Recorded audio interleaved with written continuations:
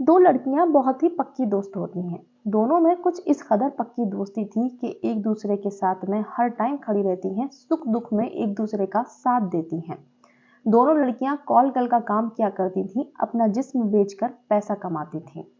एक दिन एक लड़की के पास एक व्यक्ति का फोन आता है और वो अपनी ख्वाहिश जाहिर करता है, जिसके बाद में जो लड़की थी उसकी तबीयत थोड़ी नासाज होती है और उसका मन नहीं करता है उस व्यक्ति के पास जाने के लिए उस दिन। लेकिन फिर भी वो अपने दोस्त से कहती है कि अगर मैं तुम्हें एक एड्रेस दूंगी और मेरा एक व्यक्ति है, तुम्हें उसके पास जाना है। तो लड़की कहती है, जो दूसरी वाली दोस्त थी, कि तुम्हारी तबीयत ठीक नहीं है, तुम्हें जाने का दिल नहीं है, लेकिन तुम फिर भी मुझसे कह रही हो वहां जाने के लिए, कुछ खास वजह है क्या? तो लड़की कहती है, नहीं, कोई खास वजह नहीं है। ये जो व्यक्ति है ये मेरा पुराना कस्टमर और रेगुलर कस्टमर है, मैं इसको निराश नहीं करना चाहती हूँ। तो लड़की अपनी दोस्ती के चलते कहती है कि चलो ठीक है, मैं चली जाती हूँ। तो जो लड़की भेज रही थी उस लड़की को, वो कहती है कि बहुत ही अच्छी तरीके से सेवा करना, कोई शिकायत का मौका ना मिले। लड़की कहती है ठीक है। अब बताए हुए एड्रेस पर लड़की पहुंच जाती है। उसे वहां जाके पता चलता है कि यहाँ पे बहुत ज्यादा पैसे मिलते हैं इस व्यक्ति की सेवा करने पर।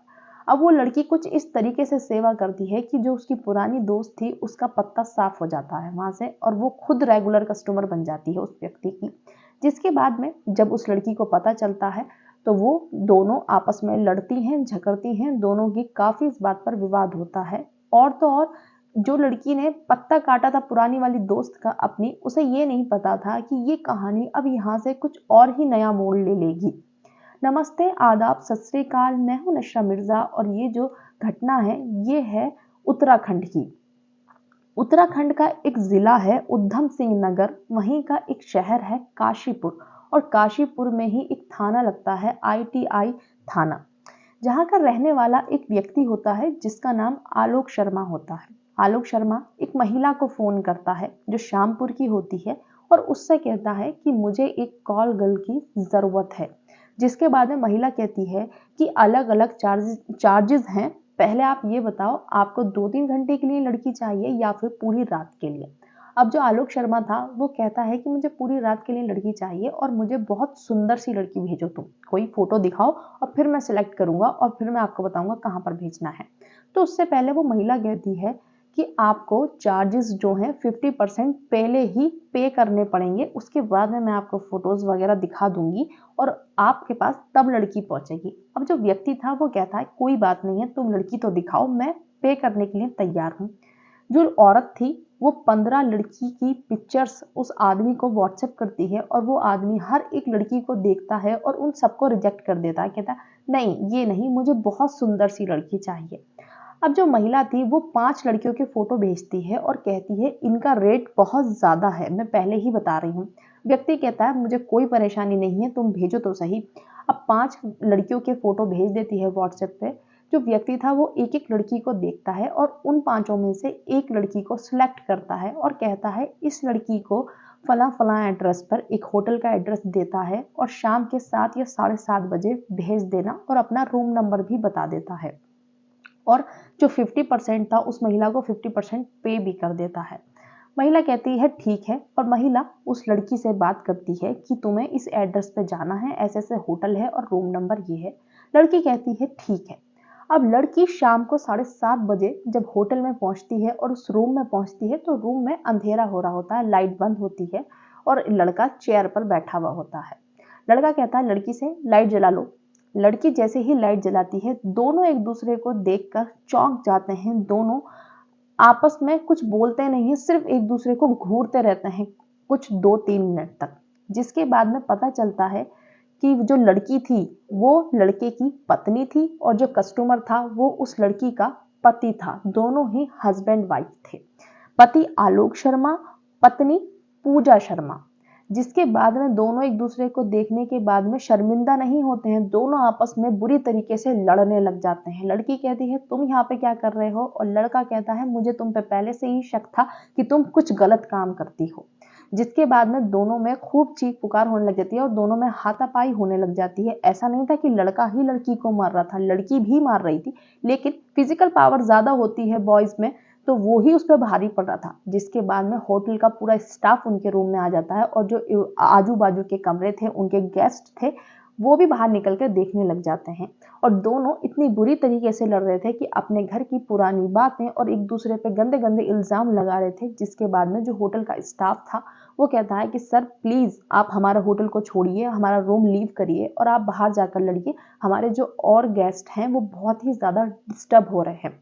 जिसके बाद में दोनों को बाहर निकाल दिया जाता है होटल से। और तो और वो दोनों वहां पर भी चुप नहीं होते हैं, वो चाहते तो अपने घर पर जाकर लड़ाई करते, लेकिन वो रोड पर ही एक दूसरे से खूब तेज तेज चिल्ला चिल्ला कर लड़ने लग जाते हैं। वहीं पर भीड़ इकट्ठी हो जाती है और लोग कुछ वीडियो भी बनाने लग जाते हैं। जिसके बाद में वहां पर पुलिस पहुंच जाती है। पुलिस उन दोनों को आईटीआई थाना लेकर पहुंच जाती है। पुलिस जब दोनों को थाने ले जाती है उसके बाद में उनसे पूछताछ करती है कि पति पत्नी होने के बावजूद भी तुम लोग इतनी बुरी तरीके से सड़क पर क्यों लड़ रहे थे। तो जो पति था आलोक शर्मा वो अपनी पत्नी पूजा शर्मा पर इल्जाम लगाता है कि ये गलत काम करती हैं, आज मैंने इनको रंगे हाथों पकड़ा है, मुझे पहले से शक था। जो पत्नी थी फिर वो भी इल्जाम लगाती है कि तुमने नहीं, मैंने तुम्हें रंगे हाथों पकड़ा है। दोनों ही एक दूसरे पे इल्जाम लगा रहे थे। जिसके बाद में पुलिस बड़ी कंफ्यूज हो रही थी कि आखिर गलत है तो है कौन। दोनों में से फिर पति से पूछा जाता है कि तुम बताओ तुम्हारी तरफ की उनकी स्टोरी जानी जाती है। तो पति ने बताया कि करीब 2-2.5 साल पहले इन दोनों की शादी हुई थी माता पिता की अनुमति से। जिसके बाद में शुरू में तो ये ठीक ठाक रहे, जल्दी ही इनके घर में कलेश होने लग गया था, बहुत ज्यादा लड़ाइयां रहने लगी थी रोज दूसरे दिन की। अब ये जो पत्नी थी पूजा शर्मा ये ज्यादातर अपने घर पे यानी कि अपने मैके में वक्त बिताया करती थी, इनके घर पर नहीं। जो अपना पति था आलोक शर्मा उसके घर पे वक्त नहीं बिताती थी। और तो और थोड़े टाइम बाद तो ज्यादातर क्या परमानेंट ही अपने मैके में रहने लगी थी। जिसकी वजह से आलोक के परिवार वाले काफी परेशान रहते थे। अब आलोक हर तरफ से रास्ता निकालना चाहता था अपनी पत्नी को अपने घर पर रखने के लिए। और अपने दोस्तों, अपने भाई, कजन सबसे पूछा करता था कि आखिर मैं अपनी पत्नी को कैसे खुश करूं कि वो मेरे साथ मेरे घर पर रहे। आलोक जो था वो नाकाम हो जाता है, उसकी हर एक कोशिश बेकार रहती है क्योंकि पत्नी आती ही नहीं है घर पर अपने ससुराल में। जिसके बाद में एक दिन आलोक मार्केट जा रहा था और वहीं पर उसे एक महिला मिलती है जो उसकी पत्नी की बड़ी ही पक्की दोस्त थी। और वो महिला कहती है आलोक से कि जो तुम्हारी पत्नी है ना वो जिस्म बेचकर पैसा कमाती है। जिसके बाद में आलोक कहता है कि नहीं ऐसा हो ही नहीं सकता, ऐसा कैसे हो सकता है, और मेरी पत्नी, हाँ हम दोनों के बीच में कलेश जरूर रहता है लेकिन इतने गलत काम पे नहीं उतर सकती। तो वो जो महिला थी वो कहती है कि ऐसा तुम्हें मानना पड़ेगा और तुम्हें यकीन नहीं हो रहा है तो श्यामपुर की एक महिला है वो सेक्स रैकेट चलाती है, मतलब वो और लड़कियों को अलग अलग लड़कों के पास में भेजा करती है। जैसे जैसे डिमांड आती है वैसे वैसे वो लड़कियों को वहां पर भेजती है, अपने जिस्म बेचकर वो पैसा कमाती हैं। जिसके बाद में आलोक बहुत ही मतलब परेशान हो जाता है कि ऐसा कैसे हो सकता है, मेरी पत्नी ऐसा काम कैसे कर सकती है।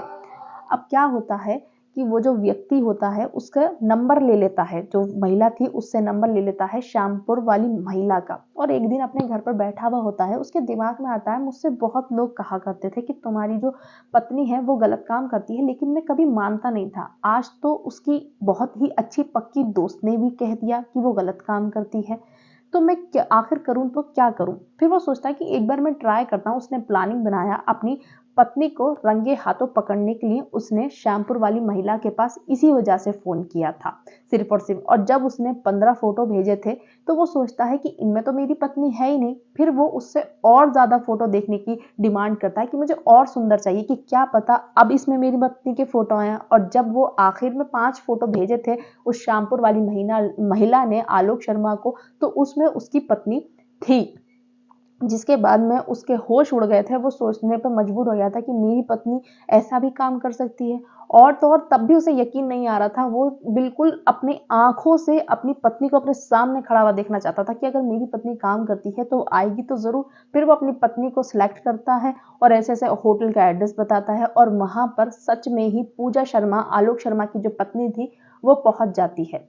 जिसके बाद में पुलिस भी मतलब हैरान रह गई थी कि पत्नी ही ऐसा काम करती है और पति ने रंगे हाथों पकड़ा है। उन दोनों को समझा बुझाकर, दोनों को कॉम्प्रोमाइज करवाकर पुलिस भेज देती है। लेकिन पुलिस जो वो औरत थी श्यामपुर वाली महिला, उसको गिरफ्तार कर लेती है, उस पर कार्रवाई चालू कर देती है क्योंकि वो ऐसे ही सेक्स रैकेट चलाया करती थी। जिसके बाद में जो ये पति पत्नी थे आलोक शर्मा और पूजा शर्मा, जब तो चले गए थे कॉम्प्रोमाइज करने के बाद, लेकिन बाद में फिर से इनके झगड़े होने लगे थे और इनकी शिकायतें फिर से आने लगी थी। और ये जो पक्की दोस्त मिली थी, ये वही दोस्त थी जो पुराना कस्टमर के पास अपने जाया करती थी, जिसने एक बार इसको भेजा था अपने पुराने कस्टमर के पास में, जो ये पत्नी थी पूजा शर्मा, और इसने अपनी दोस्त का पत्ता कटवा दिया था। तो उस दोस्त ने इसके पति को सारी सच्चाई बता दी इसकी। कुछ इस तरीके से उसने अपना बदला लिया था अपनी ही दोस्त से। इस कहानी का उद्देश्य किसी भी जाति, धर्म या व्यक्ति का दिल दुखाना नहीं है, सिर्फ और सिर्फ आप सभी को जागरूक करना है।